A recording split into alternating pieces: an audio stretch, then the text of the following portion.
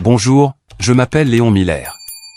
J'ai 35 ans, je suis ingénieur en conception d'infrastructures dans une entreprise de construction à Portland, en Oregon. Si je devais décrire ma vie, ce serait probablement comme un plan technique.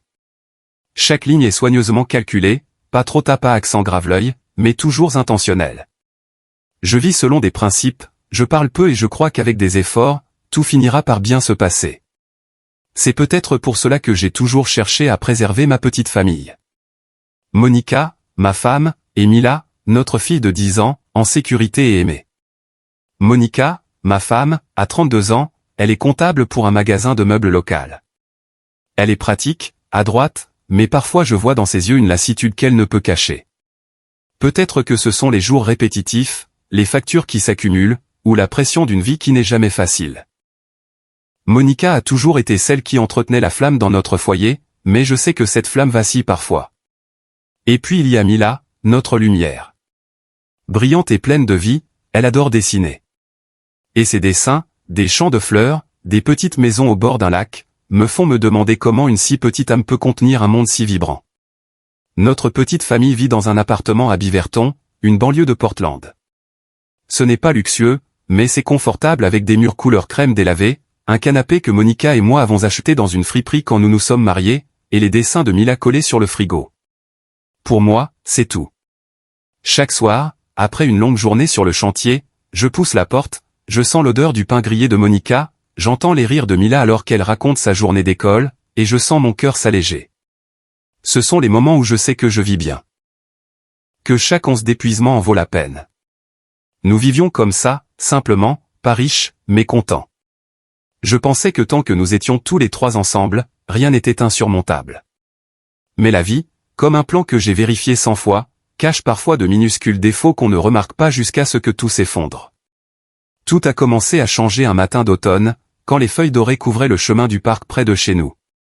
Mila, comme d'habitude, se préparait pour l'école. Je me souviens encore clairement de ce jour. Elle portait son pull vert préféré, ses cheveux blonds attachés haut, fredonnant une chanson tout en coloriant un nouveau dessin. Mais quand je l'ai appelée pour le petit déjeuner, elle s'est figée, se tenant la tête, les yeux fermés. « Papa, j'ai le vertige, dit-elle, sa voix faible. » Je me suis précipité vers elle, l'aidant à s'asseoir sur le canapé. Monica, au milieu de son café, s'est retournée, son visage traversé d'inquiétude. Elle a probablement trop étudié, dit-elle, essayant de nous rassurer tous les deux. Dans les jours qui ont suivi, les vertiges de Mila sont devenus plus fréquents. Une fois, elle s'est évanouie en classe, provoquant la panique de son professeur et un appel pour nous. J'ai quitté une réunion au travail et j'ai foncé à l'école. Quand je suis arrivé, Mila était à l'infirmerie, pâle mais forçant un sourire. « Je vais bien, papa, dit-elle, bien que ses petites mains tremblaient en tenant les miennes. Je l'ai serrée dans mes bras, cachant la peur grandissante dans ma poitrine. Monica et moi avons décidé d'emmener Mila à l'hôpital. Nous nous sommes assis dans la salle d'attente, l'odeur stérile d'antiseptique lourde dans l'air froid. Monica me tenait la main, mais nous étions tous les deux silencieux. Puis les résultats des tests sont arrivés, me frappant comme une chute dans un abîme. Mila avait une maladie de la moelle osseuse. Le médecin a expliqué, sa voix basse et prudente, que la condition n'était pas immédiatement mortelle, mais nécessitait un traitement à long terme. Les coûts des médicaments, des tests et des séjours à l'hôpital pourraient s'élever à des milliers de dollars par mois. Mes oreilles bourdonnaient en l'écoutant, serrant la main tremblante de Monica. Mila, assise à côté de nous, a levé les yeux clairs comme si elle ne comprenait pas encore ce qui se passait. Sur le chemin du retour, personne n'a parlé. Mila s'est endormie sur la banquette arrière tandis que Monica regardait par la fenêtre, le regard lointain. Je conduisais, essayant de me concentrer sur la route, mais mon esprit tourbillonnait de questions sans réponse. Comment allions-nous gérer? Comment pourrais-je protéger ma fille? Comment pourrais-je empêcher cette famille de se briser? Les semaines qui ont suivi ont changé nos vies. J'ai pris des projets supplémentaires, travaillant tard dans la nuit, ne rentrant parfois qu'à minuit. Chaque fois que j'entrais dans l'appartement, Mila était déjà endormie, et Monica était assise à la table de la cuisine, entourée de factures et de paperasses. J'ai essayé de la réconforter, mais mes mots me semblaient inadéquats. « Léon, tu ne vois pas que les choses empirent ?» a-t-elle demandé une nuit, sa voix lourde d'épuisement. Je n'ai pas répondu, je lui ai juste tenu la main, espérant que le geste pourrait dire ce que je ne pouvais pas. Mais la vérité, c'est que j'étais épuisé aussi. Les nuits passées à mon bureau sous des lumières fluorescentes, penché sur des plans, ressemblaient à une course contre la montre. J'avais besoin d'argent, beaucoup d'argent, pour garder Mila en bonne santé. Chaque fois que je la regardais, que je voyais son sourire briller malgré son corps affaibli, je me disais d'être plus fort. Mais au fond de moi, je savais que je perdais le contrôle. Monica a changé aussi. Autrefois patiente, elle est devenue irritable. Nos conversations se sont raréfiées, remplacées par de petites disputes. Tout ce que tu fais, c'est travailler, Léon. Penses-tu jamais à ce que je ressens, a-t-elle lancé un soir où je suis rentré tard à nouveau.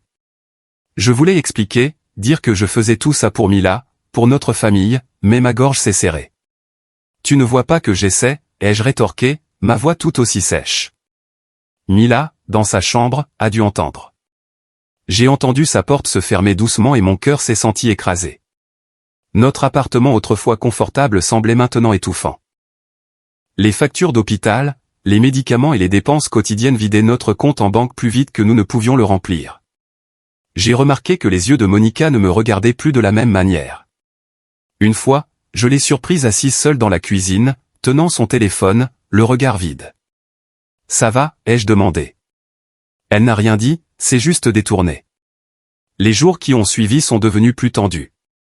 Les disputes sont devenues plus fréquentes. Les rires dans la maison ont été remplacés par des cris. Une fois, Monica a claqué un verre sur la table en criant « Je n'en peux plus de cette maison ». Je suis resté là à la regarder, ne sachant que faire. Mila, dans un coin de la pièce, serrait doucement un oreiller, les yeux remplis de larmes. Je voulais courir vers elle, la prendre dans mes bras, crier à Monica que nous avions besoin l'un de l'autre, mais je suis resté là, impuissant. Cette nuit-là, je suis resté allongé sur le canapé, incapable de dormir. Le tic-tac de l'horloge semblait compter nos jours heureux.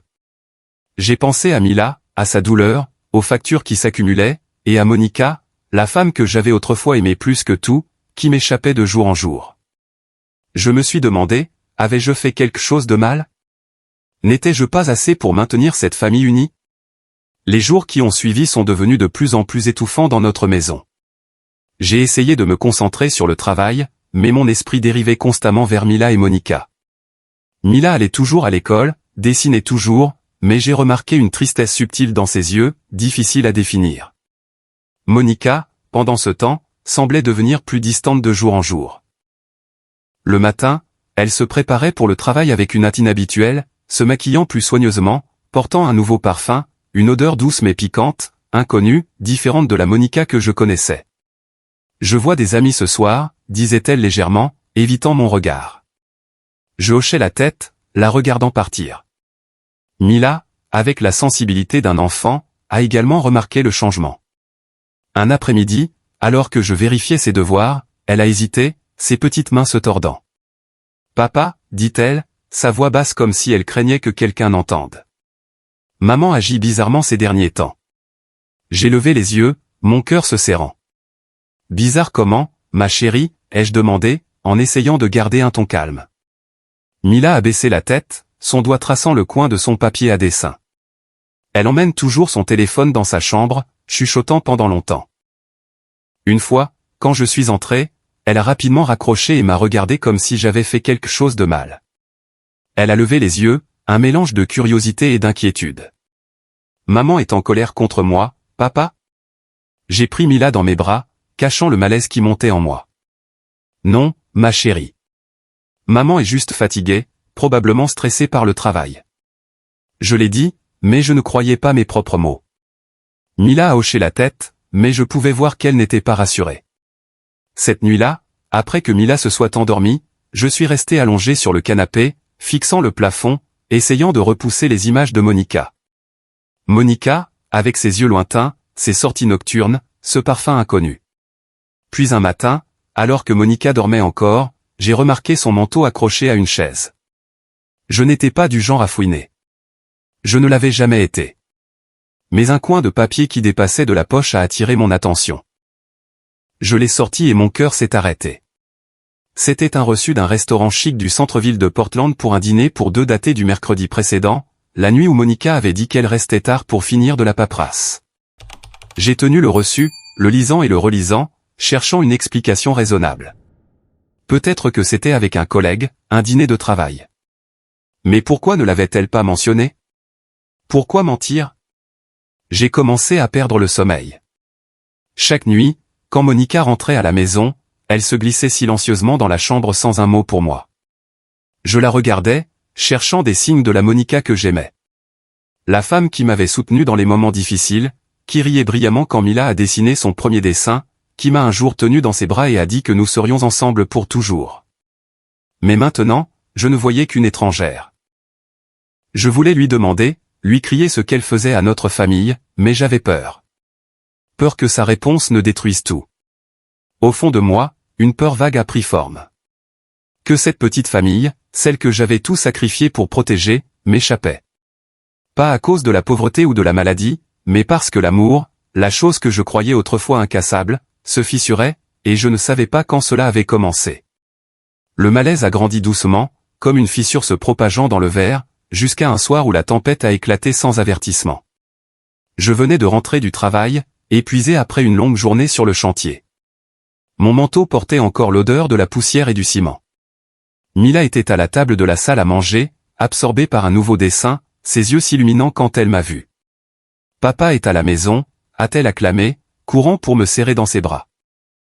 Je me suis penché, l'ai embrassé sur le front et j'ai essayé de cacher le poids dans mon cœur. Quelques instants plus tard, alors que Mila retournait dans sa chambre, je me suis retourné et j'ai vu Monica debout devant le miroir du salon. Ses cheveux légèrement bouclés, portant une robe noire moulante, l'odeur douce et piquante d'un parfum inconnu flottant d'elle. Elle tenait son sac à main, faisant défiler rapidement son téléphone, un sourire secret sur les lèvres. « Où vas-tu » ai-je demandé, ma voix douce mais teintée de curiosité. Monica a tressailli, sa main s'arrêtant sur l'écran du téléphone. Elle s'est retournée, ses yeux brièvement troublés avant de devenir froids. « Je vois des amis, comme d'habitude » a-t-elle répondu d'un ton égal, mais j'ai remarqué que sa prise sur son sac à main se resserrait. J'ai pris une profonde inspiration, sentant une secousse comme de l'électricité me traverser. « Tu vois beaucoup d'amis ces derniers temps » ai-je dit, en essayant de garder un ton calme. « Y a-t-il quelque chose que tu me caches ?» Cette question a allumé la mèche d'une bombe. Monica s'est retournée, les yeux flamboyants de colère. « Qu'est-ce que tu fais, Léon? Tu m'espionnes? Tu ne fais pas confiance à ta propre femme ?» Sa voix était tranchante, coupante comme un couteau. Je suis resté immobile, sentant la chaleur me monter à la tête. « Je n'espionne pas » ai-je répondu, luttant pour rester calme. « Mais tu as changé, Monica. Je ne sais plus où tu vas ni ce que tu fais. Je veux juste comprendre. » Monica a éclaté d'un rire méprisant, son sourire dégoulinant de sarcasme. « Comprendre? Tu as le temps pour ça, hein, Léon? Pendant que notre fille est malade, tu es occupé à me soupçonner. Sais-tu à quel point je suis épuisé? Sais-tu ce que je dois endurer dans cette maison? » Ces mots m'ont frappé comme des coups de marteau sur la poitrine. Je voulais argumenter, dire que je travaillais d'arrache-pied pour Mila, pour nous, mais ma gorge s'est serrée. Au lieu de ça, je me suis entendu dire, ma voix tremblante. Mila l'a remarqué aussi, Monica. Elle a dit que tu chuchotais au téléphone, que tu raccrochais quand elle s'approchait. Elle est inquiète. Le savais-tu? Monica s'est figée, mais seulement une seconde. Puis elle a éclaté d'un rire froid et amer, les yeux étincelants de fureur. Mila, tu crois un enfant maintenant. Elle est malade. Elle est sensible. Elle imagine des choses et accuse sa propre mère. Et toi? Tu es assez naïf pour écouter un enfant. Ces mots étaient une lame tranchante et froide qui me transperçait. Je suis resté là, incapable de croire ce que je venais d'entendre. Mila, notre fille fragile et sensible luttant contre une maladie cruelle, qualifiée d'accusatrice par sa propre mère. Je voulais crier, demander à Monica comment elle pouvait dire quelque chose de si insensible, mais je suis resté silencieux, mon esprit un enchevêtrement de colère et de douleur. Puis un petit sanglot du coin de la pièce m'a ramené à la réalité. Je me suis retourné, le cœur se serrant en voyant Mila debout derrière la porte, les yeux remplis de larmes, ses petites mains serrant son nouveau dessin. Elle avait tout entendu. Je l'ai appelée, ma voix, mais elle a fondu en larmes, courant dans sa chambre, la porte claquant. Monica l'a regardé, mais n'a pas bougé. Au lieu de ça, elle s'est tournée vers moi, sa voix glaciale. « Tu vois, Léon, c'est la maison dans laquelle tu veux que je continue à vivre. » Étouffante, pleine de suspicion, pas un instant de paix. Elle a attrapé son sac à main, a claqué la porte et est sortie en trombe, me laissant dans l'appartement froid avec le bruit de la pluie et les sanglots étouffés de Mila. J'ai couru à la chambre de Mila, frappant doucement. « Mila, ma chérie, ouvre la porte à papa. » Il n'y a pas eu de réponse, seulement des sanglots étouffés. J'ai poussé la porte et je l'ai trouvée recroquevillée sur son lit, serrant son oreiller, le visage strié de larmes. « Je suis désolé, papa, a-t-elle murmuré, sa voix tremblante. Je ne voulais pas que maman soit en colère. Je veux juste qu'elle soit heureuse comme avant. » Ces mots m'ont déchiré le cœur. Je me suis assis, la prenant dans mes bras, sentant son petit corps trembler. « Ce n'est pas de ta faute, Mila, » ai-je dit, en essayant d'empêcher ma voix de se briser. « Maman et papa traversent juste une période difficile. Ne t'inquiète pas, ça va aller. » J'ai apaisé Mila pour qu'elle s'endorme, doucement, en chantant la berceuse que Monica avait l'habitude de chanter quand elle était petite. Mais chaque note, chaque mot ne faisait que me rappeler les jours où nous étions heureux. Des jours qui semblaient maintenant de lointains souvenirs. Quand Mila s'est enfin endormie, je suis resté assis à côté d'elle, regardant son visage pâle, submergé par une douleur indescriptible. Je ne savais pas ce que j'avais fait de mal, pourquoi Monica avait changé, ni comment maintenir cette famille unie. Tout ce que je savais, c'est qu'à ce moment-là, tout semblait s'effondrer. Toute la nuit, je suis resté assis sur le canapé, attendant le retour de Monica. La pluie dehors se mêlait au tic-tac de l'horloge, chaque seconde s'étirant à l'infini. J'ai regardé le dessin de Mila sur la table, nous trois nous tenant la main sous le soleil, et j'ai ressenti une profonde tristesse. Je voulais croire que Monica était juste fatiguée, qu'elle m'aimait toujours, qu'elle aimait Mila, que tout cela n'était qu'un malentendu. Mais au fond de moi, je savais que la vérité n'était pas si simple. J'ai tenu ma tête, essayant de bannir l'image du reçu du restaurant, des conversations téléphoniques et des yeux lointains de Monica. Le lendemain matin, alors qu'une faible lueur de l'aube filtrait par la fenêtre, j'ai entendu la clé tourner dans la serrure. Monica est entrée, les cheveux mouillés par la pluie, le visage froid. Elle ne m'a pas regardé, a juste enlevé silencieusement son manteau et s'est dirigée vers la salle de bain. « Monica » ai-je appelé, ma voix après une nuit sans sommeil. Elle s'est arrêtée mais ne s'est pas retournée. « Nous devons parler » ai-je dit, mais elle a seulement secoué la tête. « Je suis fatigué, Léon. » Plus tard. Puis elle a fermé la porte, me laissant debout dans l'appartement silencieux, avec l'impression que le monde m'échappait. Les jours qui ont suivi ont été d'une lourdeur étouffante. Monica partait tôt et rentrait tard, parfois pas du tout. Quand elle était à la maison, elle parlait à peine, répondant par des tons secs quand je posais des questions. Elle évitait mes yeux, évitait Mila. Je suis devenu le seul soignant, emmenant Mila à l'école, vérifiant ses devoirs, lui lisant des histoires avant de dormir. Mila mentionnait rarement sa mère, mais je la voyais se renfermer, ses dessins n'étant plus vibrants. Au lieu de cela, il portait des tons sourds, des images solitaires, une fille debout seule au bord d'un lac, sans père, sans mère. J'ai essayé de faire fonctionner les choses comme d'habitude, le travail, les soins à Mila, le paiement des factures. Mais chaque nuit, assis dans l'appartement calme, je sentais que la chaleur de notre famille avait disparu. Monica était toujours là, mais comme un fantôme, présente mais pas vraiment là. Je la regardais, cherchant un signe d'amour, de connexion, mais je ne trouvais que de la froideur. Et en moi, cette peur, la peur de perdre notre famille, grandissait comme une vague, prête à tout avaler. Un matin de début d'hiver, alors que je passais en revue des plans au bureau, mon patron m'a appelé dans son bureau. Un homme d'âge mûr avec des cheveux poivre et sel et des yeux vifs. Il a posé une épaisse pile de documents devant moi. « Léon, dit-il, sa voix basse mais pesante. L'entreprise vient de remporter un important projet d'infrastructure à Seattle, un nouveau pont dans la zone portuaire. Nous voulons que vous dirigiez l'équipe de conception. Si vous réussissez, il y aura une prime substantielle et une chance de promotion. » Je suis resté assis là, absorbant ces mots, sentant comme un rayon de lumière perçant l'obscurité.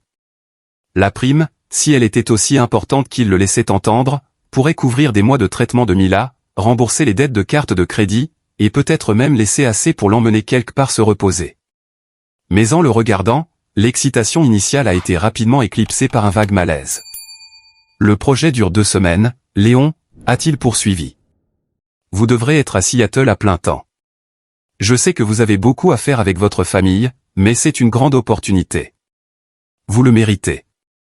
J'ai hoché la tête, les remercié. Mais en quittant son bureau, mes jambes me semblaient lourdes. 2 semaines.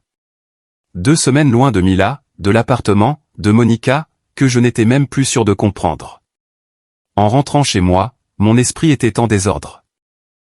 J'ai pensé à Mila, à son effondrement dans mes bras à cause de l'épuisement, à ses vertiges soudains, à ses yeux brillants mais fragiles.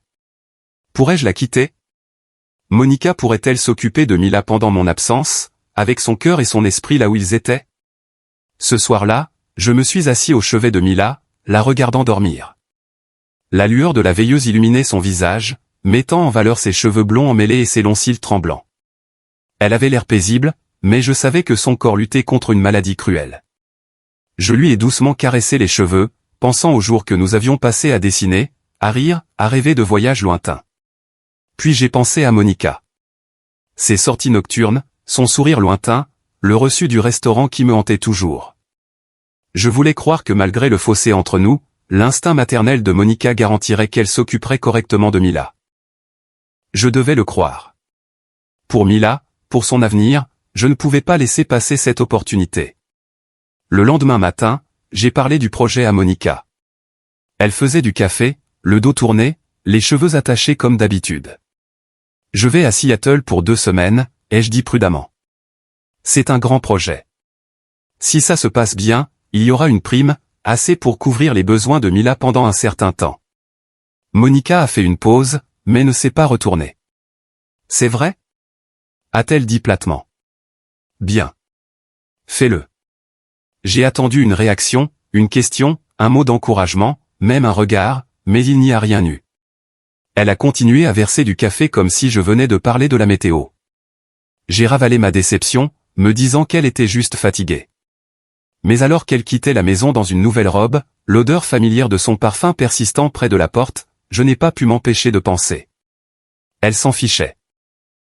La veille de mon départ, j'ai passé la soirée avec Mila. Je me suis assis avec elle, j'ai vérifié ses devoirs, je lui ai raconté des histoires sur les ponts que j'avais conçus. Ses yeux pétillaient en m'écoutant, m'interrompant de temps en temps pour demander « Papa, ce pont est-il aussi joli que ceux de mes dessins ?» J'ai ri, lui ébouriffant les cheveux, encore plus joli, parce que je le construirai pour toi. Avant de se coucher, je lui ai rappelé de prendre ses médicaments, de ne pas veiller tard pour étudier, et j'ai promis. Quand je reviendrai, tu auras une grande surprise. Mila a souri, me serrant fort dans ses bras. Je veux juste que tu reviennes bientôt, a-t-elle murmuré. Ces mots m'ont piqué, mais je l'ai embrassée sur le front et j'ai dit, je serai de retour vite, ma chérie. Seattle m'a accueilli avec de la bruine et un froid mordant. J'ai séjourné dans un petit hôtel près du port où le projet était en cours. Le travail a commencé immédiatement avec de longues réunions, des révisions urgentes de plans et la pression de l'équipe d'ingénierie. Mais je ne me suis pas plaint. Chaque fois que je me sentais fatigué, je pensais à Mila, à son sourire, aux médicaments coûteux dont nous avions besoin. Je me suis dit que tout en vaudrait la peine, que ce voyage serait un nouveau départ pour notre famille. Les premiers jours, j'ai appelé à la maison tous les soirs. Mila répondait toujours, sa voix enjouée parlant de l'école, de ses nouveaux dessins, du chat des voisins qu'elle aimait. Maman a été plus gentille ces derniers temps, papa, a-t-elle dit une fois, ravivant une lueur d'espoir en moi. Elle m'a même fait des biscuits. J'ai souri, j'ai demandé des nouvelles de Monica, mais Mila disait souvent, maman est occupée. Elle t'appellera probablement plus tard. J'ai hoché la tête, sachant que Monica n'appellerait pas. Ces appels étaient le seul remède qui me tenait pendant mon absence. Mais chaque fois que je raccrochais, je sentais un vide dans ma poitrine. Le travail à Seattle est devenu intense. Les réunions s'éternisaient après minuit. Les rapports devaient être soumis d'urgence et les problèmes techniques s'accumulaient, me laissant à peine le temps de respirer. Je rentrais à l'hôtel à 1h du matin, le corps endolori, m'effondrant sur le lit. Certains soirs, je prenais mon téléphone pour appeler Mila, mais je m'arrêtais en réalisant qu'il était trop tard. J'appellerai demain, me disais-je. Mes deux mains étaient englouties par le tourbillon du travail. Je me suis rassuré en me disant que ce n'était que pour quelques jours de plus, que ce projet changerait tout pour Mila, pour notre famille. Un soir, alors que je vérifiais mes emails dans ma chambre d'hôtel, mon téléphone a vibré. C'était Mila. « Papa, tu me manques » dit-elle doucement. J'ai souri, mon cœur se réchauffant. « Tu me manques aussi, ma chérie. Tu vas bien ? Maman s'occupe bien de toi. » Mila a hésité. « Maman, elle est beaucoup sortie, mais je vais bien. Ne t'inquiète pas. » J'ai entendu un tremblement dans sa voix et mon cœur s'est serré. « Je serai bientôt à la maison, » ai-je dit, forçant la gaieté dans mon ton. « Juste quelques jours de plus et tu auras ce nouvel ensemble de peintures. » Mila a gloussé et ça m'a donné de la force. Les derniers jours à Seattle, j'ai travaillé comme une machine, me pressant de tout finir plus tôt. Je voulais rentrer à la maison, serrer Mila dans mes bras, regarder dans les yeux de Monica et trouver une trace de ce que nous avions autrefois. J'ai pensé à la prime, au remboursement des dettes, à emmener Mila dans un parc pour dessiner au bord d'un lac. J'ai pensé à des jours meilleurs, quand notre famille était entière. L'espoir et l'inquiétude s'entremêlaient en moi comme deux cordes nouées serrées. Je croyais que ce voyage était une chance, une lumière au bout du tunnel. Mais je ne savais pas qu'à mon retour, cette lumière s'éteindrait, laissant une obscurité que je n'aurais jamais pu imaginer. Le projet à Seattle a dépassé les attentes. Grâce aux efforts acharnés de l'équipe, nous avons terminé avec 3 jours d'avance. Quand mon patron m'a tapé sur l'épaule en disant que la prime arriverait bientôt sur mon compte, une étincelle d'espoir a jailli en moi. J'ai imaginé la joie de Mila devant un nouvel ensemble de peintures. Le sourire de Monica en apprenant que nous pouvions rembourser une partie de nos dettes. J'ai fait mes valises à la hâte, j'ai réservé le premier bus pour Portland, et alors que les forêts de l'Oregon défilaient par la fenêtre dans la lueur du coucher de soleil, je me suis dit que tout irait bien. Tant que je rentrais à la maison, tant que j'étais avec Mila, nous pouvions arranger les choses. Mais quand j'ai poussé la porte de notre appartement de Beaverton, un silence glacial m'a accueilli. Pas de rire de Mila, pas d'odeur de pain grillé de Monica, pas de bourdonnement de la télévision qui jouait habituellement dans le salon. L'appartement était sombre, éclairé seulement par les lampadaires filtrant par la fenêtre. « Monica, Mila » ai-je appelé, ma voix résonnant dans l'espace vide. Personne n'a répondu. J'ai allumé la lumière, vérifiant chaque pièce, le cœur battant à tout rompre. Le lit de Mila était vide, sa couverture soigneusement pliée. La cuisine ne montrait aucun signe de dîner. J'ai ouvert le frigo, trouvant quelques yaourts périmés, comme si personne n'y avait touché depuis des jours. J'ai attrapé mon téléphone et j'ai appelé Monica. La ligne a sonné sans fin, puis est passée à la messagerie vocale. J'ai rappelé, 1 fois, 2 fois, mais toujours pas de réponse. J'ai essayé Mila, espérant entendre sa voix enjouée, mais je n'ai obtenu que la même sonnerie creuse. Mon cœur battait la chamade, une peur glaciale me parcourant l'échine. Ils sont juste sortis se promener, me suis-je dit, en essayant de rester calme. Peut-être que Monica a emmené Mila au parc ou chez un ami. Mais pourquoi personne ne m'avait prévenu? Pourquoi leurs 2 téléphones étaient-ils injoignables? Je me suis affalé sur le canapé, les mains tremblantes, cherchant une explication logique. Puis mon téléphone a vibré, un numéro que je ne reconnaissais pas. J'ai répondu, ma voix. Allô. Une voix féminine calme mais urgente a retenti. Monsieur Miller, ici une infirmière de l'hôpital central de Portland. Votre fille, Mila, est ici. Nous avons besoin que vous veniez signer des papiers. Il n'y a personne avec elle en ce moment. Mon corps s'est figé comme si le sang dans mes veines avait cessé de couler. Mila, qu'est-ce qui ne va pas avec elle, ai-je demandé, ma voix tremblante. L'infirmière a hésité. Elle a eu une anémie sévère et a été admise il y a 3 jours. Elle est stable maintenant, mais vous devriez venir immédiatement. Je ne me souviens pas avoir raccroché ni m'être précipité hors de la maison. Je me souviens seulement d'avoir filé à toute vitesse dans les rues de Portland, la pluie battant, les feux de circulation se brouillant dans mes yeux. Mila, ma petite fille, était à l'hôpital, seule, et je ne le savais pas. Où était Monica? Où était-elle quand notre fille avait le plus besoin d'elle? Les questions tourbillonnaient dans mon esprit, mais je n'avais pas le temps pour les réponses. J'avais juste besoin d'être avec Mila maintenant. À l'hôpital, j'ai couru aux urgences, à bout de souffle. Une infirmière m'a conduit dans un couloir froid où j'ai vu Mila à travers une vitre. Elle gisait immobile, entourée de perfusions et de moniteurs cardiaques. Son petit visage était pâle. Ses lèvres gerçaient, mais sa poitrine se soulevait et s'abaissait faiblement. Je suis resté là, agrippant le cadre de la porte, sentant tout s'effondrer en moi. Mila, ma lumière, était allongée là, et je n'avais pas été avec elle. Je l'avais quittée pour aller à Seattle, poursuivant une opportunité qui semblait maintenant dénuée de sens. Une infirmière d'âge mûr aux yeux bienveillants m'a touché l'épaule. Monsieur Miller. Elle est stable maintenant, mais elle a besoin de soins spéciaux. J'ai hoché la tête, ravalant la douleur. Qui l'a amenée ici? Ai-je demandé, ma voix rauque. L'infirmière a hésité. Ses grands-parents. Ils l'ont amenée il y a 3 jours, se sont occupés de l'admission, mais sont partis ensuite. Ils ne sont venus la voir qu'une fois hier. Mon sang a bouillonné. Les parents de Monica, ses grands-parents, avaient laissé Mila seule ici pendant 3 jours. Ont-ils dit quelque chose? Ai-je demandé, en essayant de garder ma voix stable. L'infirmière a secoué la tête. Je l'ai remercié, mais à l'intérieur, une tempête faisait rage. J'ai sorti mon téléphone, appelant Monica, puis ses parents. Personne n'a répondu. Je ne pouvais plus rester à l'hôpital. Je ne pouvais pas simplement m'asseoir et attendre. J'avais besoin de réponses. J'avais besoin de savoir ce qui était arrivé à ma fille. J'ai conduit directement chez les parents de Monica, dans la banlieue de Portland. Mon esprit en désordre, mon cœur se contractant. Quand j'ai frappé à leur porte, la nuit était tombée. La mère de Monica, Hélène, a ouvert, son expression froide. Léon, dit-elle, sa voix dénuée de chaleur. Le père de Monica, Richard, se tenait derrière elle, silencieux.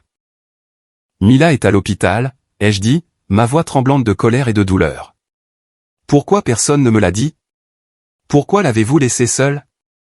Hélène a froncé les sourcils, croisant les bras. C'est ta fille, Léon, pas la nôtre. Nous l'avons amenée à l'hôpital. Nous avons fait ce qu'il fallait faire. Que veux-tu de plus? Je suis resté là, incapable de croire ce que je venais d'entendre. Fais ce qu'il fallait faire? Vous l'avez laissée seule à l'hôpital. Mila n'a que 10 ans. Elle a besoin de sa famille. Les yeux d'Hélène se sont rétrécis. La famille? Tu devrais demander à Monica où elle est. Elle a laissé Mila avec nous et est partie en voyage avec un ami. Elle a dit qu'elle avait besoin d'une pause et franchement, nous pensons qu'elle le méritait. Nous nous sommes occupés de la fille pendant quelques jours. C'est plus que suffisant. Et tu es là à nous questionner? Ces mots m'ont frappé comme un coup de poing au visage. Je suis resté figé, les yeux vides, incapable de comprendre. Monica, en voyage avec un ami pendant que Mila était à l'hôpital, luttant contre une maladie cruelle. Je voulais crier, me déchaîner, mais mon corps était paralysé. Richard a pris la parole, sa voix calme, mais non moins tranchante. Monica est jeune, Léon. Elle a le droit de trouver le bonheur ailleurs, avec quelqu'un de plus digne. Tu ne peux pas la garder piégée dans cette vie difficile pour toujours. Ces mots ont jeté de l'huile sur le feu, mais je n'ai pas réagi. J'ai serré les poings, les ongles s'enfonçant dans mes paumes, luttant pour contenir ma rage. Merci d'être honnête, ai-je dit, ma voix basse et glaciale. Puis je me suis retourné et j'ai quitté leur maison sans regarder en arrière. Cette nuit-là, je suis retourné à l'hôpital, assis en silence dans le couloir. À travers la vitre, je regardais Mila dormir, ses petites épaules se soulevant et s'abaissant sous la faible lumière. Je voulais entrer, la prendre dans mes bras, lui dire que papa était là, que tout irait bien. Mais je ne pouvais pas bouger. Je suis resté assis là, les épaules tremblantes, retenant mes sanglots. Mila, ma petite fille, avait été seule ici pendant que sa mère partait en voyage, pendant que j'étais pris à Seattle. J'avais échoué, pas seulement avec Monica, mais avec Mila. Dans l'obscurité de ce couloir d'hôpital, j'ai juré que je ne laisserais plus jamais ma fille seule. Les jours qui ont suivi, j'ai à peine quitté l'hôpital. J'ai pris quelques jours de congé, prétextant une urgence familiale. Mon patron, satisfait du succès du projet de Seattle, a immédiatement accepté, me disant de me concentrer sur Mila. Je me suis assis à son chevet, lui tenant la main, sentant ses petits doigts fragiles dans ma paume. Mila se remettait lentement, son sourire revenant, bien que toujours faible. Papa, j'ai rêvé que je peignais un immense tableau de notre famille au bord d'un lac, dit-elle, sa voix claire mais fatiguée. J'ai souri, lui racontant des histoires drôles sur le chat paresseux du chantier, sur la fois où j'ai failli renverser du café sur un plan. Mila a gloussé, et chacun de ses rires semblait dissiper l'obscurité dans mon cœur. J'ai tout fait pour l'aider à oublier la douleur, à oublier ses jours solitaires à l'hôpital. Je lui ai apporté ses livres d'images préférés, j'ai chanté de vieilles berceuses, et j'ai même essayé de dessiner avec elle, bien que mes lignes maladroites la fassent toujours rire. Papa, tu es nul à ça. Elle a taquiné et j'ai fait semblant de bouder juste pour voir ce sourire persister un peu plus longtemps. Après près de 2 semaines de traitement intensif, l'état de Mila s'est stabilisé. Le médecin l'a transférée dans une chambre normale, et j'ai eu l'impression de pouvoir à nouveau respirer, mais le soulagement a été de courte durée. Un matin, pendant que Mila dormait, le médecin m'a appelé dans une pièce privée. Un homme plus âgé aux yeux calmes, il s'est assis en face de moi, tenant un dossier épais. « Monsieur Miller », a-t-il commencé lentement. « Nous avons examiné les récents résultats des tests de Mila et sa réponse au traitement. » J'ai hoché la tête, le cœur battant, espérant de bonnes nouvelles. Mais ensuite il a soupiré, les yeux lourds. Son état s'aggrave. Avec le plan de traitement actuel, nous ne pouvons maintenir sa santé que pendant environ 4 à 5 ans. Ces mots m'ont frappé comme un coup de masse en pleine poitrine. Je suis resté assis là, incapable de bouger, incapable de respirer. 4 à 5 ans.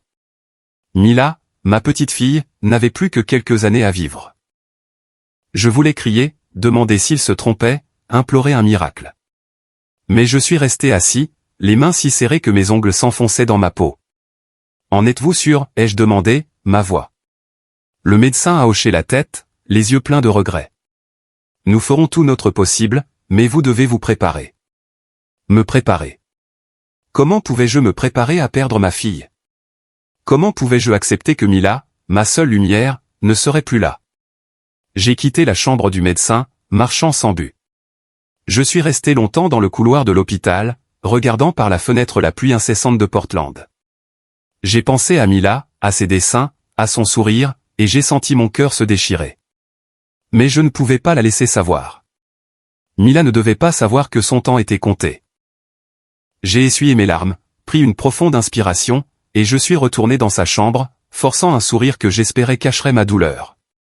Ce soir-là, je me suis assis au chevet de Mila, lui tenant la main. Elle m'a regardé, les yeux clairs. « Papa, je vais guérir, n'est-ce pas ?» a-t-elle demandé doucement. J'ai souri, lui serrant la main. « Tout ira bien, ma chérie. Papa est là, toujours. » Mais en parlant, je savais que la vraie bataille ne faisait que commencer. Je devais être fort, pas seulement pour Mila, mais pour moi-même. Je devais lui offrir les jours les plus heureux possibles, aussi douloureusement courts soient-ils. Mila est sortie de l'hôpital une semaine plus tard. Je l'ai ramenée dans notre petit appartement de Beaverton où ses dessins couvraient encore les murs. J'ai essayé de garder les choses telles qu'elles étaient, préparant le petit déjeuner pour Mila, l'emmenant à l'école, vérifiant ses devoirs. Mais chaque fois que je la regardais, je voyais le sablier dans mon cœur se vider plus vite. Je voulais arrêter le temps, garder Mila pour toujours, mais je savais que c'était impossible. Puis Monica est revenue. J'ai entendu la porte s'ouvrir et elle est entrée, tirant une petite valise. Elle portait un nouveau manteau, les cheveux bouclés, l'air radieux comme si elle revenait de longues vacances. Elle m'a jeté un coup d'œil, puis a adressé un faible sourire à Mila. « Et, vous allez bien tous les deux ?» a-t-elle demandé, sa voix plate comme si elle n'était pas au courant de ce qui s'était passé. Je suis resté là, les poings serrés, luttant contre la colère qui montait en moi. Je voulais crier, lui dire que Mila avait failli mourir, qu'elle avait été seule à l'hôpital pendant que Monica voyageait. Mais je n'ai rien dit. J'ai décidé de garder secret le séjour de Mila à l'hôpital, pas pour Monica, mais pour Mila. Je ne voulais pas qu'elle entende des disputes, qu'elle endure plus de douleur. « Nous allons bien ?» ai-je dit froidement, les yeux fixés sur elle. Monica a haussé les épaules, a posé sa valise et est allée à la cuisine, agissant comme si tout était normal. Mila, du coin de la pièce, serrait doucement son nouveau dessin, les yeux tristes. « Maman » appela-t-elle doucement, mais Monica s'est seulement retournée, arborant un sourire étrange. « Je suis fatiguée, Mila. On parlera demain. » « D'accord. » Puis elle est allée dans sa chambre et a fermé la porte. Les jours qui ont suivi sont devenus plus lourds. Monica était là, mais pas vraiment présente. Elle partait tôt, rentrait tard, parfois pas du tout. Quand elle était à la maison, elle restait assise en silence, faisant défiler son téléphone, nous ignorant, moi et Mila. Je m'occupais seul de Mila, l'emmenant à ses rendez-vous médicaux, m'assurant qu'elle prenait ses médicaments à temps. Chaque fois que je regardais Monica, elle ressemblait de plus en plus à une étrangère. Puis un soir, alors que Mila dormait, Monica m'a regardé, sa voix empreinte de sarcasme. « Tout ce que tu fais, c'est nous rendre malheureux, Mila et moi. Léon, penses-tu jamais à ce dont j'ai besoin ?» Ces mots ont été la goutte d'eau qui a fait déborder le vase. Je suis resté là, regardant la femme que j'avais aimée, avec qui j'avais promis de construire une famille. Mais maintenant, je ne voyais qu'une étrangère qui avait abandonné Mila, qui m'avait abandonné. Je n'ai pas parlé, n'ai pas blâmé, ne me suis pas plaint. Mon silence l'a déconcertée, mais elle s'est rapidement détournée comme si elle ne voulait pas me faire face. Quelques jours plus tard, j'ai demandé le divorce. Je ne voulais ni drame ni dispute. J'ai seulement demandé la garde de Mila, la seule chose qui comptait. Monica n'a pas objecté. Elle a signé les papiers avec une froideur glaçante, comme si quitter cette famille était quelque chose qu'elle attendait depuis longtemps. Avant de partir, elle s'est arrêtée à la porte, me regardant une dernière fois. Au moins, maintenant, je suis libéré de ce fardeau, dit-elle, sa voix dénuée d'émotion. Ces mots m'ont fait plus mal que n'importe quelle blessure que j'ai jamais ressentie, mais je suis resté silencieux, la regardant tirer sa valise hors de l'appartement, la porte se refermant derrière elle. Je me suis retourné, me dirigeant vers la chambre de Mila. Elle dormait, le visage paisible, ignorant que sa mère était partie. Je me suis assis à côté d'elle, la serrant près de moi, murmurant « Je ne te laisserai plus jamais seule ». Des larmes coulaient silencieusement, mais je savais que désormais, ce serait juste Mila et moi. Et je ferais tout pour la protéger, même si nous n'avions que quelques années, même si mon cœur était brisé. Après le départ de Monica, j'ai décidé que nous ne pouvions pas rester dans l'appartement de Biverton. Il contenait trop de souvenirs. Des jours de bonheur mêlés à des nuits de disputes. J'ai vendu l'appartement en utilisant l'argent du projet de Seattle et la prime pour acheter une plus petite maison à Lake Oswego, près du lac et d'un parc. La maison n'était pas grande, juste assez pour nous deux, mais de la fenêtre, je pouvais voir le lac scintiller sous la lumière du soleil, et Mila pouvait s'asseoir et dessiner près du parc, où la brise portait l'odeur de l'herbe fraîche. Je voulais qu'elle ait un endroit paisible où chaque jour serait un cadeau. Mila a adoré Lake Oswego dès le premier jour. « Papa, ce lac est comme celui de mes dessins », s'est-elle exclamée, serrant l'ensemble de peintures que j'avais acheté à Seattle. J'ai souri, la regardant courir vers le bord du lac, ses cheveux blonds volant au vent. Je savais que son temps était limité, mais je refusais de laisser cette ombre hanter nos jours ensemble. Je voulais que Mila vive pleinement, qu'elle soit heureuse, libérée des soucis de sa maladie ou des blessures que sa mère avait laissées. Je suis resté en contact avec mes parents à Boulder, dans le Colorado. Ils m'avaient soutenu discrètement pendant les années difficiles, appelant toujours pour prendre des nouvelles, envoyant des cartes manuscrites avec de simples mots d'encouragement. « Tu es plus fort que tu ne le penses, Léon », a dit ma mère une fois au téléphone, sa voix tremblante.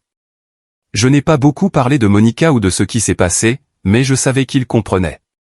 Ils n'ont pas posé de questions, m'ont seulement rappelé d'amener Mila en visite quand je le pourrais. Parfois, j'emmenais Mila à Boulder où mes parents vivaient dans une petite maison en bois au pied des montagnes. Ces jours étaient comme un baume réparateur. Mila aidait ma mère à jardiner, désherbant et plantant soigneusement les violettes qu'elle aimait. J'aidais mon père à réparer le toit du Porsche, écoutant ses histoires sur sa jeunesse. Dans ces moments, avec la lumière du soleil filtrant à travers les arbres et le rire de Mila résonnant du jardin, je ressentais une paix rare, un sentiment que j'avais presque oublié. « Papa, je veux rester ici pour toujours », a dit Mila une fois alors que nous étions assis sur la balançoire du jardin, regardant les montagnes s'estomper dans le coucher de soleil. Je l'ai serrée dans mes bras, souriant. « Nous reviendrons, ma chérie. » Plusieurs fois, mais au fond de moi, je savais que chaque voyage était ma tentative de retenir le temps, de garder Mila avec moi un peu plus longtemps. Grâce au succès de Seattle, j'ai été promu ingénieur en chef pour la supervision des projets régionaux. Le revenu stable était suffisant pour couvrir les traitements de Mila et éviter que notre vie ne soit trop tendue. Je travaillais dur, mais je ne laissais plus le travail me consumer. Chaque jour, je prenais du temps pour Mila. Le matin, nous prenions le petit déjeuner ensemble, généralement des toasts à la confiture de fraises qu'elle aimait. Le soir, nous cuisinions ensemble, regardions de vieux dessins animés ou nous promenions au bord du lac. Mila aimait s'asseoir au bord de l'eau pour peindre des paysages pendant que je m'asseyais à proximité, faisant semblant de lire, mais en réalité je la regardais simplement, mémorisant chaque instant. Mila est devenue une adolescente douce, aimant l'art, toujours optimiste. Je ne lui ai jamais parlé du pronostic du médecin, ne voulant pas que l'ombre de sa maladie assombrisse ses jours. Elle ne savait pas que chaque jour la rapprochait de la fin. Elle continuait à peindre, à rire, à me parler de ses rêves de devenir artiste, de créer de grandes peintures pour les musées. « Je peindrai le monde entier pour toi, papa », disait-elle. Et je hochais la tête, souriant, cachant la douleur qui me déchirait le cœur. Chaque année, nous écrivions une liste de petits rêves. Mila appelait ça notre carte du bonheur. Nous y notions des choses simples, planter un parterre de fleurs devant la maison, regarder les feux d'artifice le 4 juillet, peindre le lac en automne. J'essayais de réaliser chacun d'eux, aussi petit soit-il, sachant que c'était ainsi que Mila pouvait vivre pleinement. Une fois, nous avons planté des marguerites jaunes dans le jardin de devant, Mila couverte de terre mais rayonnante. « Papa, ces fleurs fleuriront pour toujours, n'est-ce pas ?» a-t-elle demandé. J'ai hoché la tête, bien que je sache que rien ne dure éternellement. 5 ans ont passé en un clin d'œil. Mila était maintenant une jeune fille de 15 ans, plus grande, mais toujours délicate, avec des yeux brillants et un sourire qui ne s'est jamais estompé. J'ai tout fait pour la garder heureuse, mais chaque examen de routine apportait les regards inquiets du médecin et des résultats de tests qui s'aggravaient. J'ai tout caché, disant à Mila qu'elle allait de mieux en mieux, que tout irait bien. Mais à l'intérieur, je savais que le temps était compté. Un après-midi d'automne, alors que les feuilles dorées tombaient autour du lac, Mila était assise sur un banc de parc en train de peindre. Je me suis assis à côté d'elle, lisant un journal, mais la regardant secrètement. Elle travaillait sur une scène du lac avec des cygnes blancs glissant sur l'eau. « Papa, celui-ci est un cadeau pour toi, » dit-elle, sa voix joyeuse.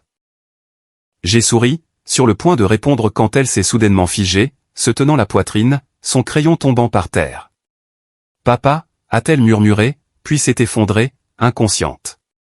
Je me suis précipité vers elle, la tenant, criant son nom avec panique. Tout est devenu flou. J'ai appelé une ambulance, j'ai tenu Mila sur le chemin de l'hôpital, priant, suppliant quiconque écoutait de la sauver. À l'hôpital, le médecin m'a regardé, les yeux lourds. Son corps ne répond plus au traitement, a-t-il dit, sa voix basse. Il lui reste très peu de temps. Je suis resté là, sentant le monde s'effondrer. Mila, ma petite fille, ma lumière, m'échappait pour toujours. Dans ces dernières heures, je suis resté assis à son chevet, lui tenant la main. Elle était faible, mais ses yeux brillaient encore d'amour. « Papa » a-t-elle murmuré, sa voix fragile. « Je n'ai pas peur. J'étais si heureuse d'être avec toi. » Je me suis penché, l'embrassant sur le front, les larmes coulant. « Tu es la meilleure chose de ma vie » ai-je dit, ma voix se brisant. Mila a souri, un sourire paisible, puis a fermé les yeux, me laissant pour toujours dans un vide insondable. Je l'ai tenu, silencieux, incapable de parler. Une seule promesse s'est échappée de mon cœur. Je vivrai le reste de ma vie pour toi. Je me suis accroché à Mila, sentant sa dernière chaleur, sachant que ma vie ne serait plus jamais entière. Les funérailles de Mila ont été dignes mais simples, tout comme sa vie. Amis, collègues et voisins de l'Ecoswego sont venus lui dire au revoir. Ils m'ont serré dans leurs bras, disant que j'étais un père exemplaire, que j'avais donné à Mila une belle vie, aussi courte soit-elle. Je suis resté près de son cercueil, entouré de ses peintures, le cœur en morceaux. Mila était partie, mais son sourire, son amour persistait comme la lumière du soleil sur le lac. Après les funérailles, ma vie a lentement retrouvé son rythme, bien qu'il s'agisse d'un rythme atténué sans sa lumière d'antan. Je suis retourné au travail, me plongeant à nouveau dans les plans techniques, les réunions et les longues journées sur les chantiers. Mes collègues me regardaient avec respect, non seulement pour mes compétences, mais aussi pour ma résilience. Ils ne le disaient pas à voix haute, mais je voyais dans leurs yeux un mélange d'admiration et de pitié. « Léon, tu es vraiment fort », a dit un collègue en me tapant sur l'épaule. J'ai esquissé un faible sourire et j'ai hoché la tête, mais à l'intérieur, je savais que je n'étais pas fort. Je survivais simplement, tenant ma promesse à Mila. 1 an plus tard, on m'a confié la direction de la reconstruction du pont de Fremont, un projet colossal en Oregon. C'était un défi énorme, mais je m'y suis jeté corps et âme, comme si la construction de ce pont pouvait reconstruire une partie de mon cœur brisé. J'ai travaillé jour et nuit, vérifiant chaque détail, coordonnant avec l'équipe d'ingénierie, assurant la perfection.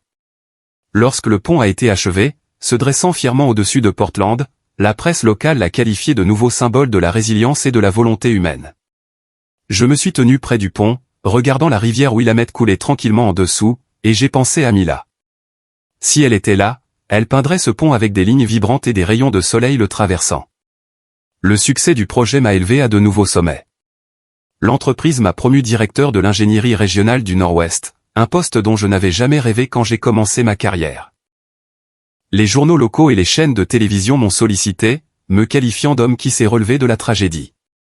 Ils m'ont interviewé, posant des questions sur le pont, sur mon parcours. Lors d'une interview, j'ai regardé la caméra et j'ai dit « Rien n'est plus durable que la résilience humaine ». La citation était partout, dans les journaux, à la télévision, dans des articles qui me louaient. Mais chaque fois que je l'entendais, je ne pensais qu'à Mila, à sa force face à sa maladie. Et je savais que ma résilience venait d'elle. Malgré les éloges, je vivais simplement dans la petite maison au bord du lac Oswego. Je n'ai jamais parlé de ma douleur, ne l'ai jamais partagée avec personne. Collègues, amis, même mes parents savaient que je portais une blessure non cicatrisée, mais je ne voulais pas qu'ils la voient. Je me souvenais tranquillement de Mila, de son sourire, de son rire, de ses peintures. Chaque fois que je passais par le parc où elle avait l'habitude de dessiner, je m'arrêtais, respirant l'air frais, sentant sa présence à mes côtés. Un après-midi tardif, alors que la lumière dorée du soleil s'étirait sur le lac, je suis rentré d'une longue journée au bureau. Je me suis figé à la vue de ceux qui se trouvaient devant mon porche. Monica et ses parents, Hélène et Richard. Ils avaient l'air usés, leurs vêtements en désordre, leurs yeux évitant les miens. Monica était plus mince, ses cheveux autrefois brillants maintenant emmêlés, ses yeux rouges de larmes. Ses parents se tenaient derrière elle, la tête baissée, incapables de croiser mon regard. Je suis resté là, ressentant un calme étrange. « Entrez », ai-je dit d'un ton égal, en ouvrant la porte. Dans le salon, j'ai préparé du thé, posant 3 tasses sur la table. Monica s'est assise en face de moi, ses mains se tordant, ses yeux vacillants. « Léon », a-t-elle commencé, sa voix tremblante, puis est tombée à genoux, les larmes coulant. « S'il te plaît, peux-tu me pardonner ? J'ai eu tort. Il m'a abandonné. M'a quitté pour une femme plus jeune et plus riche. » Elle a sangloté, sa voix étranglée. « Je n'ai plus rien, Léon. Je sais que j'ai eu tort de te quitter, de quitter Mila. » Le nom de Mila de ses lèvres m'a serré le cœur. Mais je suis resté silencieux, l'observant simplement. Hélène a pris la parole, sa voix plus douce que la froideur des années passées. « Nous le regrettons aussi, Léon. Nous n'aurions pas dû partir. Ma n'aurait pas dû te dire ces choses. Maintenant, là-bas, les gens nous méprisent. Nous jugent. » Richard a hoché la tête, les yeux lourds. « Nous voulons réparer nos torts. Donner à Monica une chance de revenir. » Leurs mots résonnaient, mais ils me semblaient lointains. J'ai regardé Monica, ses parents, et j'ai réalisé une vérité douloureuse. Ils n'étaient pas ici par remords sincères. Ils sont venus parce que j'avais réussi maintenant, à cause de ma réputation, de mon rôle de directeur de l'ingénierie régionale du Nord-Ouest. Ils ne voulaient pas que Monica revienne avec moi. Ils voulaient qu'elle revienne avec un homme qui a réussi. Je suis resté assis là, sirotant mon thé, laissant le silence s'étirer. Monica sanglotait, répétant « Je t'aime toujours, Léon. Vraiment. » Mais le triste sourire sur mes lèvres était une réponse suffisante. J'ai regardé la femme qui avait été mon monde et j'ai dit, ma voix douce mais ferme. « Je t'ai pardonné il y a longtemps, Monica. Mais le pardon ne signifie pas revenir en arrière. Certaines blessures ne peuvent que se refermer, pas guérir. » Elle a cessé de pleurer, me fixant, les yeux pleins de confusion. Hélène et Richard sont restés silencieux, ne sachant que dire. La pièce était lourde, mais je me sentais plus léger, comme si je m'étais débarrassé d'un fardeau. Je me suis levé, leur montrant la porte. Le soleil de l'après-midi réchauffait mon visage, calme et serein. Monica s'est retournée sur le point de dire quelque chose, mais j'ai secoué la tête. « Je te souhaite du bonheur », ai-je dit, puis j'ai fermé la porte. Ils sont partis, leurs silhouettes s'estompant dans le coucher du soleil, et je savais que c'était la dernière fois que je les verrais. Cette nuit-là, je me suis assis au bord du lac, sous l'arbre où Mila avait l'habitude de peindre. J'ai ouvert son petit journal où elle avait griffonné « Je veux que papa trouve le vrai bonheur. Ne retourne pas à ce qui t'a fait du mal. » J'ai lu et relu, des larmes coulant sur mes joues, mais cette fois elles n'étaient pas lourdes. J'ai fermé le journal, j'ai regardé l'eau calme reflétant le clair de lune, et j'ai souri. Mila avait raison. J'avais appris à lâcher prise, pas seulement de Monica, pas seulement du passé, mais de la douleur dans mon cœur. Je me suis levé, respirant l'air frais de la nuit, sentant une légèreté que je n'avais pas connue depuis des années. Après toutes les tribulations, j'ai choisi une vie tranquille au bord du lac Oswego.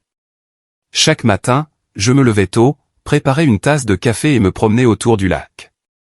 J'aime m'arrêter sous le vieil arbre où Mila et moi regardions les couchers de soleil, où elle gloussait quand un écureuil passait en courant.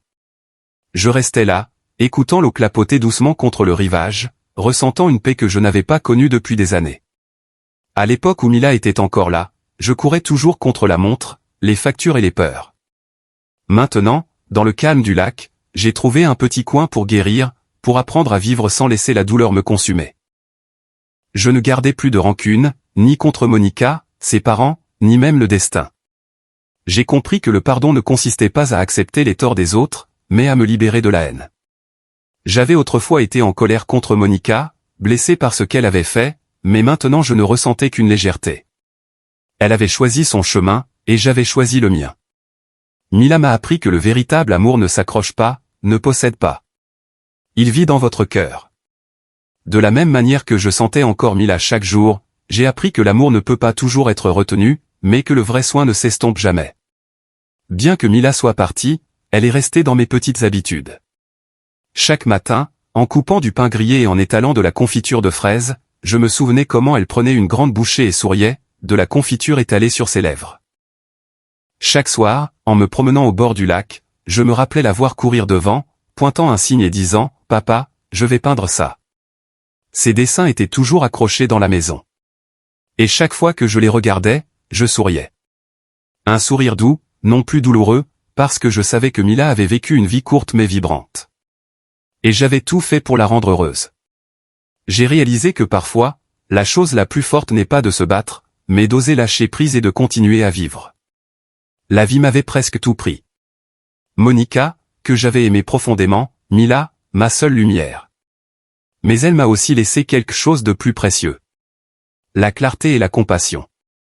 Je n'étais plus le Léon qui s'enterrait dans le travail, essayant de maintenir une famille en ruine. J'étais le Léon de maintenant, qui a appris à chérir chaque instant, chaque souffle, et qui savait que même dans la perte, il y avait encore quelque chose qui valait la peine de vivre. Un jour, en passant par le parc, j'ai vu une affiche concernant un fonds pour les enfants atteints de maladies rares. Je me suis arrêté, lisant chaque ligne, mon cœur s'agitant.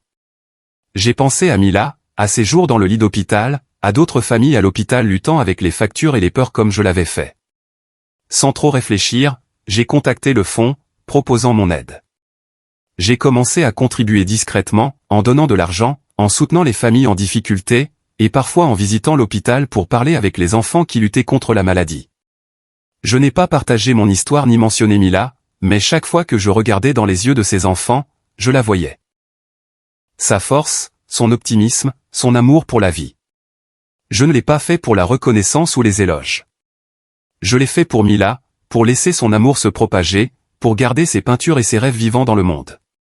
Chaque fois que j'aidais une famille à payer des médicaments ou que j'apportais un livre d'images à un enfant à l'hôpital, j'avais l'impression de réaliser un petit rêve de la carte du bonheur de Mila. Et bien que cela n'efface pas la douleur, cela la rendait plus légère. Parfois, lors de réunions avec des collègues ou des amis, des jeunes me posaient des questions sur le mariage et la famille. Ils étaient curieux, voulant savoir comment j'avais surmonté la perte pour devenir l'homme calme et prospère qu'ils voyaient. Léon avec une tristesse discrète. Je souriais, sirotais mon café et disais, n'attendez pas de perdre quelque chose pour le chérir.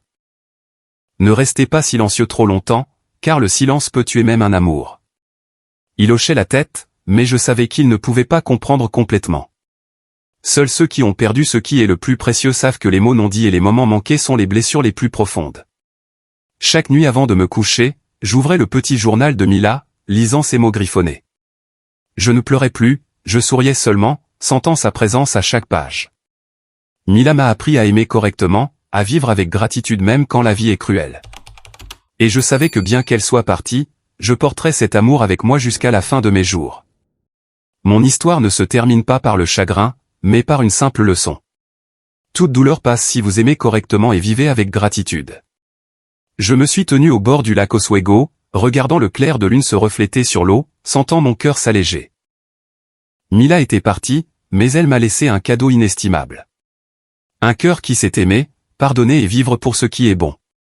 J'ai continué ma route, portant son sourire, sachant que quoi qu'il arrive, je ne serai jamais seul.